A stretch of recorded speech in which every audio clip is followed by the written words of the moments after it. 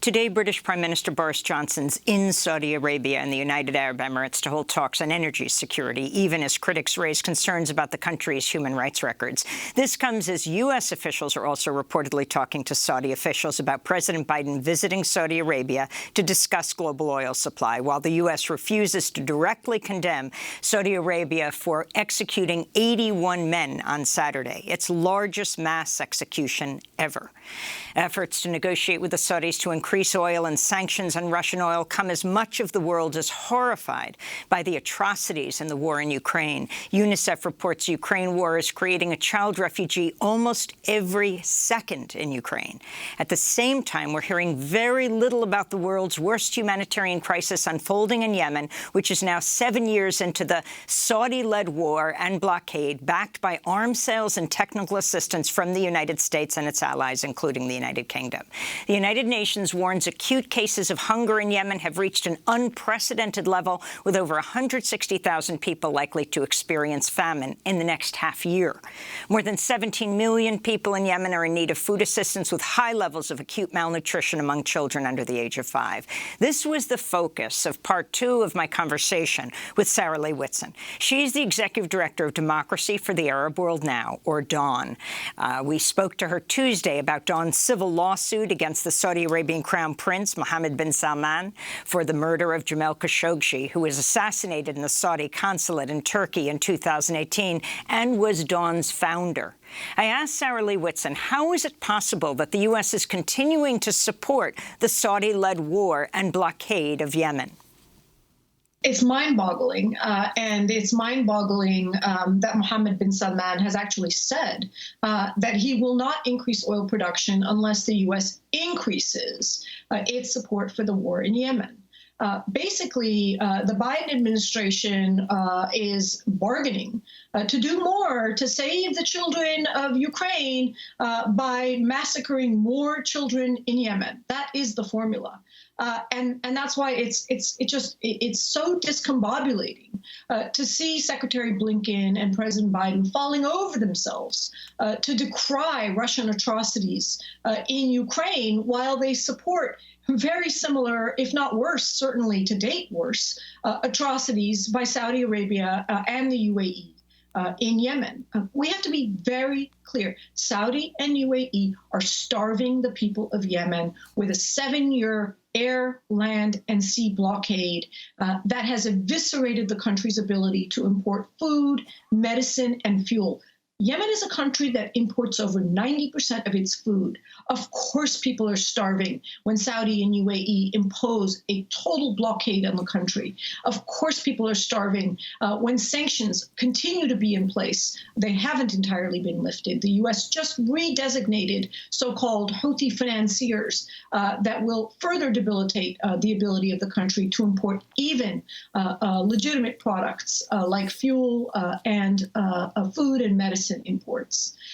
What the Biden administration has now done is what even the Trump administration refused to do, which is re-engage as a party of the conflict, putting American troops on the line as part of the fighting effort, as part of the war, making them legitimate military targets in the UAE, where U.S. forces from the military base in the UAE have actively participated in firing Patriot missiles against the Houthis in Yemen, ostensibly to defend the UAE from incoming Houthi missiles.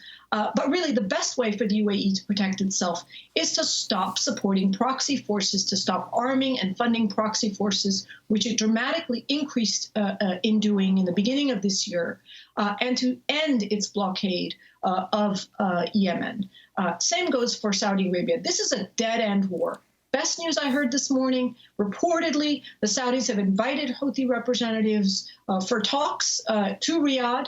I don't know if the Houthis will trust this offer. There have been prior offers like this. But the whole world knows that the Saudis and the Emiratis are not going to win this war. It's been 7 years. They thought it was going to take weeks. What a joke. They have decimated this country. And if the United States expects the entire world, which has not gone along to sanction Russia, to buy what it's selling in terms of defending Ukraine, then it's got to stop supporting the war in Yemen, because the world sees this. The world sees that when the United States talks about sovereignty and violence and not attempting to extract concessions by force. It's got to talk the talk in Yemen, not just tell the world what to do in Ukraine, because the world is not buying it. This is why there's not more support for the war against Russia in Ukraine. You know, maybe that's where you've got it wrong, when you say the world sees. I think the world doesn't see the way it sees what's happening in Ukraine right now. I want to read a tweet from Code Pink. Why is there such a disparity between coverage of the war on Ukraine versus the war on Yemen? Coverage of Yemen reveals the U.S. and UK's complicity in creating the humanitarian crisis. Coverage of Ukraine constructs the U.S., the UK, and their allies as the saviors of democracy. So let's talk about the difference. I mean, you have, for example, CNN anchors, and this is not wrong. Perhaps it should be a model of coverage of war in so many different cities in Ukraine. So you see the real effects of what war looks like, feels like, smells like, the destruction of hospitals, the bombing of schools, and people feel it viscerally. Could you imagine if you had those same hosts in Sana'a, in Aden, and other places in Yemen each day to feel this humanitarian catastrophe, the worst in the world? Can you talk about that, the actual lack of coverage of what's happening on the ground in Yemen, so the world doesn't respond, right? As Noam Chomsky says, the media manufactures consent for war and lets people know what's happening so they can respond. There are three elements to this, Amy. The first is that the lack of coverage is not an accident. It is by design. Saudi and the UAE have done everything they can to block international media, block international human rights investigators, including myself, from traveling to Yemen. When the war started, when I was at Human Rights Watch, we were on the ground in Yemen. We were able to travel to Yemen to document what was happening, to document the destruction, to interview victims. The Saudis made that increasingly difficult, including forcibly banning, by threatening to withdraw funds from UN planes that were still traveling to Yemen and taking in humanitarian organizations. So the Saudis, they understand the power of the media. They understand the power of the coverage that you described.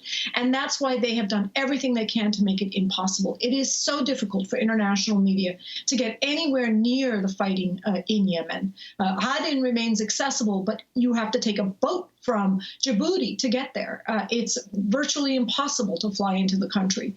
So the restrictions on getting in for international media are tremendous versus, of course, Ukraine, where anybody can go in freely to document what's happening.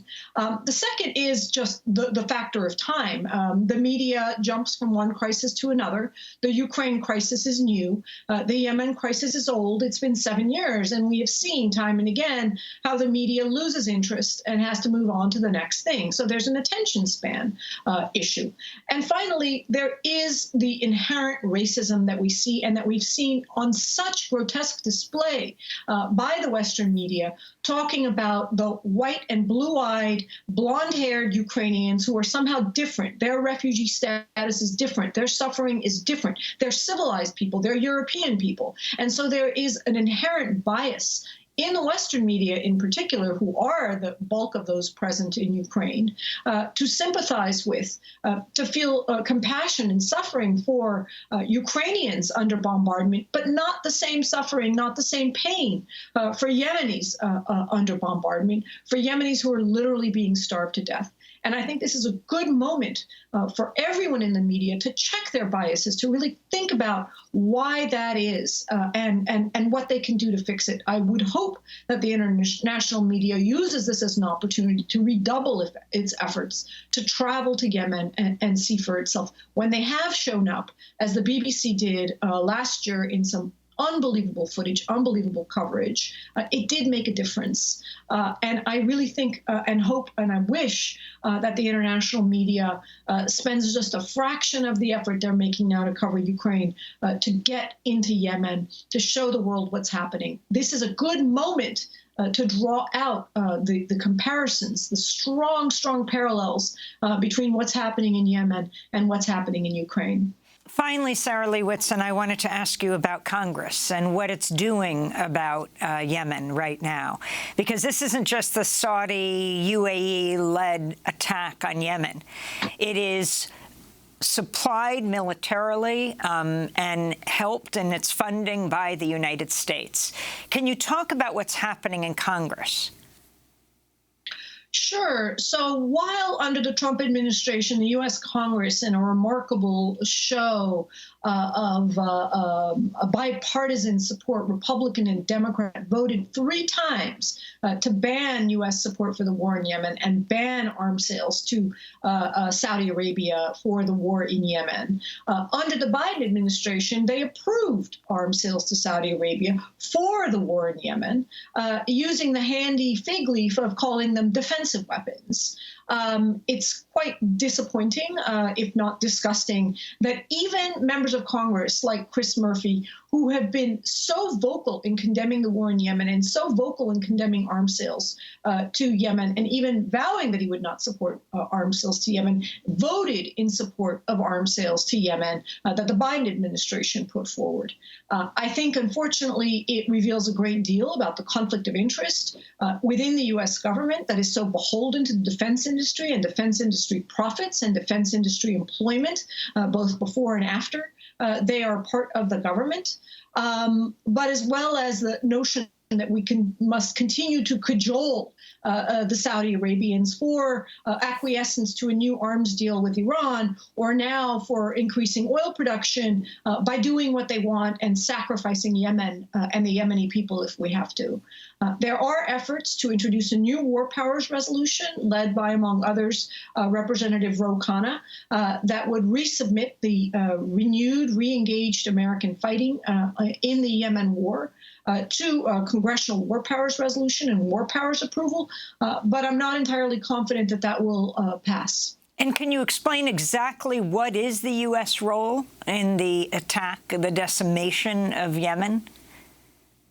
Sure, it's multifold. Number one, of course, is the provision of American weapons. They are the bulk of the weapons purchased by Saudi Arabia and the UAE, and those are the weapons that are landing on the heads of Yemeni children, Yemeni women, Yemeni homes, Yemeni farms, Yemeni schools, Yemeni universities. This is how this country is being destroyed, with American weapons. In addition, there has been years of so-called intelligence support, I should say dumbness support, in supposedly helping the Saudis carry out their targeting and decimation and bombardment, which of course has been wildly indiscriminate because the Saudis insist on flying their planes so high to avoid being shot that they really can't target anything with any sort of precision. And now we have the direct engagement of U.S. forces, as I was mentioning, in the UAE to support Emirati forces to fire missiles back at incoming Houthi missiles. So the United States is directly a party to this conflict again, and its troops are at risk in the UAE as parties to the war. And it's just remarkable to me that President Biden would endanger Americans this way.